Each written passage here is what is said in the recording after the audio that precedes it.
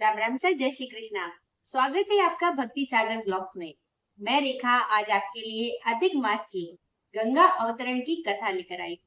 गंगा अवतरण की कथा अधिक मास में सुनना हजारों गुना पुण्य देने के बराबर माना गया है। यदि आपने भी किसी पवित्र नदी जैसे कि पुष्कर या हरिद्वार स्नान किया है या आप अधिक मास नहाते हैं तो इस कथा को आप अवश्य सुने।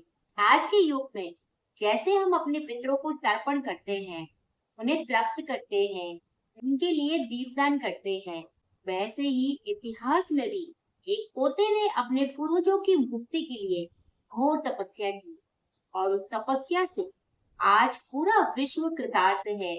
आज उस एक तपस्या की वजह से न सिर्फ उनके पूर्वज बल्कि पूरी दुनिया माँ गंगा जैसी पवित्र नदियों से हमें पुण्य की प्राप्ति हो रही है।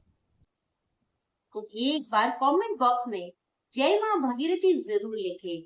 यदि आप चैनल पर पहली बार आए हैं तो चैनल को सब्सक्राइब करके बेल आइकन का बटन भी जरूर दबाएं, जिससे आगे आने वाले सभी धार्मिक वीडियो की नोटिफिकेशन सीधे आप तक आ सके।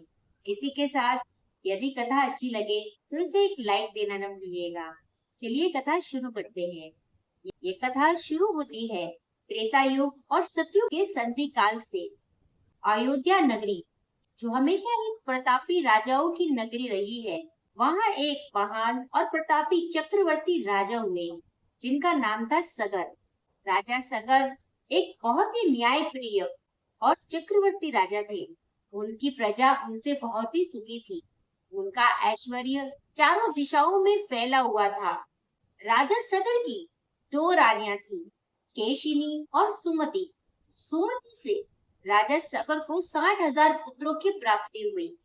उनकी अत्यंत ही बलवान और पराक्रमी थे। राजा सगर ने अपनी सत्ता और साम्राज्य को सिद्ध करने के लिए एक बार अश्वमेध यज्ञ का आयोजन किया। अश्वमेध यज्ञ कोई साधारण यज्ञ नहीं है। एक पवित्र और शक्तिशाली घोड़े को मंत्रों उच्चारण के साथ छोड़ा जाता है।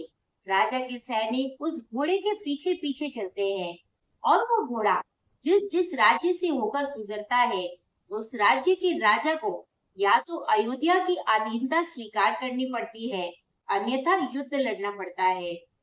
राजा सगर का यज्ञ तेजी से पूरा हो रहा था। 60,000 पुत्रों के संरक्षण में वह घोड़ा विश्व दिग्विजय करने निकल चुका था और पूरी पृथ्वी पर राजा सगर का डंका बज रहा था। लेकिन जहाँ चारों ओर उत्सव का माहौल था, वहीं स्वर्ग में राजा इंद्र को भय होने लगा। उन्होंने सोचा कि यदि राजा सगर दिग्विजय कर लेंगे तो वो और भी शक्तिशाली न हो जाएं और स्वर्ग पर भी अधिकार करने न लगे। इस डर से इंद्रराज ने एक योजना बनाई। जैसे ही वह घोड़ा सघन वन से गुजर रहा था, उन्होंने अपनी माया का अंधकार फैलाया और उस घोड़े को चुरा लिया। उस घोड़े को चुराने के बाद उन्होंने उस घोड़े को एक आश्रम में एक पेड़ के पास बांध दिया। वो आश्रम कोई साधारण आश्रम नहीं था। वो आश्रम था कपिल मुनि का। कपिल मुनि उस समय संसार से विरक्त होकर भगवान विष्णु का ध्यान करने के लिए समाधि में लीन थे। उनकी आंखें बंद थी और वह गहरी समाधि में थे। देवराज इंद्र ने इसी बात का फायदा उठाते हुए कपिल मुनि की कुटिया के पीछे एक पेड़ के साथ उस घोड़े को बांध दिया ताकि सारा दोष कपिल मुनि पर आ जाए और खुद अदृश्य होकर स्वर्ग लौट गए।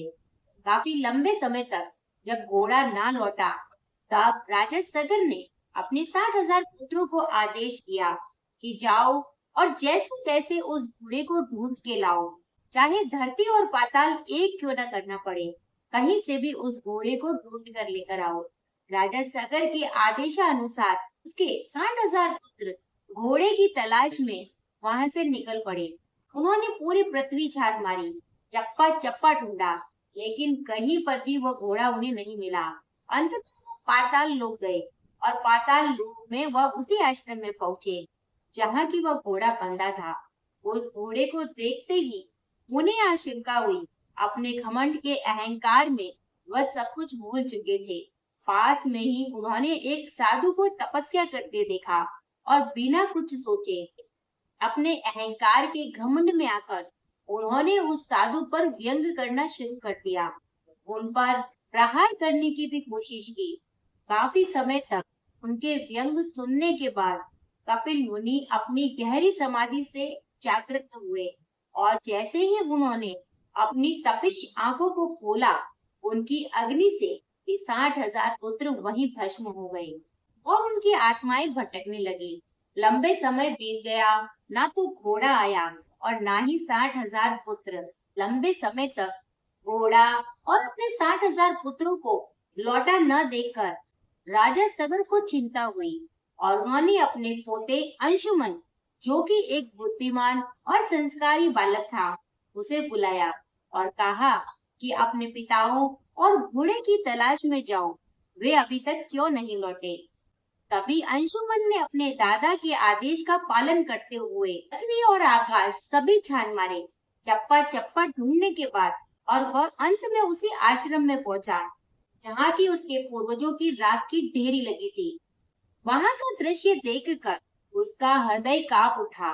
उसने देखा कि 60,000 राख की ढेरियां लगी है और पास में उनका घोड़ा बंधा हुआ है। वह पल में ही समझ गया कि यहाँ अवश्य ही कोई अनर्थ हुआ है।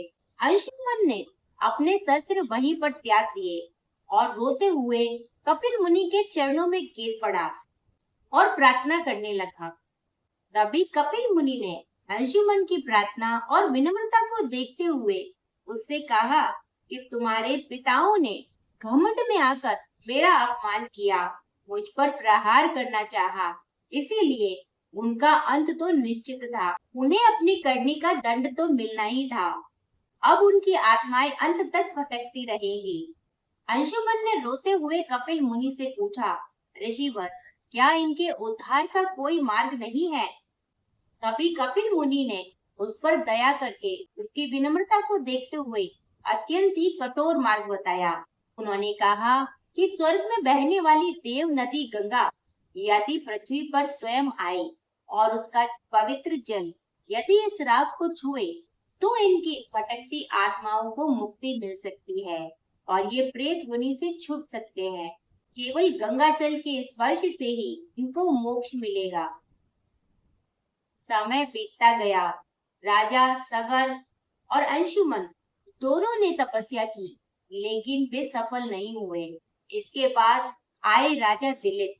उन्होंने भी घोर तपस्या की, लेकिन वो भी सफल नहीं हुए। ऐसे करते करते समय का चक्र बदलता गया। इसी प्रकार पीढ़ियों से पीढ़ियां बदलती रही, लेकिन कोई भी इस कार्य में सफल नहीं हो सका। सबकी आत्माएं ऐसे ही प्रेत योनि में भटकती रही और फिर जन्म हुआ इस महान वंश में राजा भगीरथ का। राजा भगीरथ अत्यंत ही प्रतापी, चक्रवर्ती और बलवान राजा हुए और वह राजा सगर के पड़पोते थे। जैसे ही उनको अपने पूर्वजों की इस बात का पता चला, उन्होंने स्वयं प्रतिज्ञा ली कि मैं अपने पूर्वजों की मुक्ति के लिए माँ गंगा को धरती पर लाऊंगा। और तभी उन्होंने राजपाट त्याग कर पर्वतों पर जाकर एक टांग पर खड़े होकर माँ गंगा की आराधना और भक्ति शुरू कर दी। कई वर्षों तक तपस्या करने के बाद माँ गंगा उन पर प्रसन्न हुई और उन्हें दर्शन देकर बोली कि भक्त, मैं तुम्हारी इस पितृ भक्ति से बहुत ही प्रसन्न हूँ। मांगो, तुम्हें क्या वर चाहिए? तभी भगीरथ ने कहा कि माँ गंगा, मैं कृतार्थ हूँ। आपने मेरी तपस्या से प्रसन्न होकर मुझे दर्शन दिए, इसी से मैं धन्य हो गया। लेकिन मैंने ये तपस्या अपने पूर्वजों की भटकती आत्माओं को मोक्ष दिलाने के लिए की है। आप स्वयं पृथ्वी पर आकर उनकी उन्हें मोक्ष प्रदान कीजिए। आपके जल के स्पर्श से ही उनकी मुक्ति संभव है। तभी माँ गंगा ने भागीरथ से कहा कि मैं धरती पर आ तो जाऊं, लेकिन मेरा वेग इतना प्रचंड है कि उसे कोई भी झेल नहीं पाएगा और इस प्रकार यदि मैं स्वर्ग से नीचे उतरी तो सीधी पाताल लोक को चली जाऊंगी। इसका एक ही उपाय है, देवों के देव महादेव ही है जो मेरे इस वेग को सहन कर सकते हैं। तुम उनकी भक्ति करो। और ऐसा कहकर माँ गंगा वहीं अंतर ध्यान हो गई। भागीरथ ने हार नहीं मानी। उसने ओगरदानी देवों के देव महादेव की तपस्या शुरू की। भगीरथ के निश्चल प्रेम और तपस्या से प्रसन्न होकर आशुतोष भगवान ने उसे दर्शन दिए और उनसे वर मांगने को कहा। नबी भगीरथ ने कहा कि प्रभु, मेरे पूर्वजों की आत्माएं इतने वर्षों से भटक रही है, उन्हें मोक्ष दिलाने के लिए मैंने माँ गंगा की तपस्या की और उन्होंने मेरी तपस्या से प्रसन्न होकर मुझे दर्शन दिए और इसी के साथ उन्होंने मुझे वचन भी दिया कि मेरे पूर्वजों की मुक्ति के लिए वह स्वयं धरती पर आएंगे। लेकिन उन्होंने कहा कि उनके वेग को इस विश्व में आपके सिवा कोई भी सहन नहीं कर सकता। इसीलिए आपको प्रसन्न करने के लिए मैंने आपकी तपस्या की। अब आप माँ गंगा के वेग को वर्ण करें और मेरे पूर्वजों को मुक्ति प्रदान करें। नबी महादेव ने उसके इस इच्छा को पूर्ण करने के लिए तथास्तु कहा। अब माँ गंगा स्वर्ग से निकली और जैसे ही माँ गंगा स्वर्ग से निकली, उन्हें भी अपनी शक्ति और वेग पर अहंकार हो आया। इस अहंकार को महादेव समझ गए। उन्हें लगा कि महादेव भी उनके इस वेग को सहन नहीं कर पाएंगे, लेकिन ऐसा नहीं हुआ। जैसे ही माँ गंगा स्वर्ग से उतरी और वैसे ही धरती पर आने से पहले ही महादेव ने माँ गंगा को अपनी जटाओं में बांध लिया कि माँ गंगा चाहकर भी उनकी जटाओं के बंधन से ठस की मस ना हो पाई। माँ गंगा का अहंकार वहीं पर टूट गया। तभी भगीरथ ने देवों के देव महादेव से प्रार्थना की कि प्रभु, आप माँ गंगा को मुक्त करें। तभी महादेव ने अपनी एक जटा ढीली की और माँ गंगा 7 धाराओं में प्रवाहित होकर पृथ्वी पर बहने लगी। अब आगे आगे भगीरथ और पीछे पीछे माँ गंगा चलने लगी और चलते चलते वह पाताल लोक में कपिल मुनि के आश्रम में पहुंची, जहाँ की उनके 60,000 पूर्वजों की राख पड़ी थी।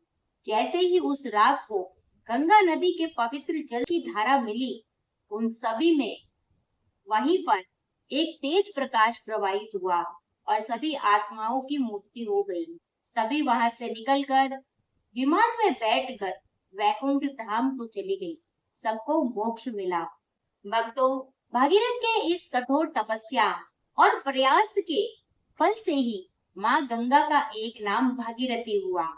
और जिस दिन माँ गंगा स्वर्ग से धरती पर आई थी, वो दिन ज्येष्ठ मास के शुक्ल पक्ष की दशमी का था। माँ गंगा सिर्फ एक नदी नहीं है, वह आज हमारी संस्कृति, हमारी आस्था और हमारे पापों को हरने वाली जीवनदायिनी माँ है। यदि आपको राजा भगीरथ और माँ गंगा के अवतरण की ये कथा सच में अच्छी लगी हो, तो इसे एक लाइक जरूर दें और कमेंट बॉक्स में जय माँ गंगा जरूर लिखें। इसी के साथ यदि आपने अभी तक हमारे चैनल को सब्सक्राइब नहीं किया है, तो चैनल को सब्सक्राइब करके बेल आइकन का बटन जरूर दबाएं, ताकि इसी प्रकार की धार्मिक कथाओं का नोटिफिकेशन सीधे आप तक आ सके। माँ गंगा के इस अवतरण की कथा को जितना हो सके अपने परिवार मित्रों के साथ शेयर जरूर करें, ताकि वो भी इसका पुण्य प्राप्त कर सके। आपका दिन शुभ और मंगलमय रहे, इसी कामना के साथ मिलते हैं हमारे अगले धार्मिक वीडियो में। तब तक के लिए जय माँ गंगा, जय शिव शंकर।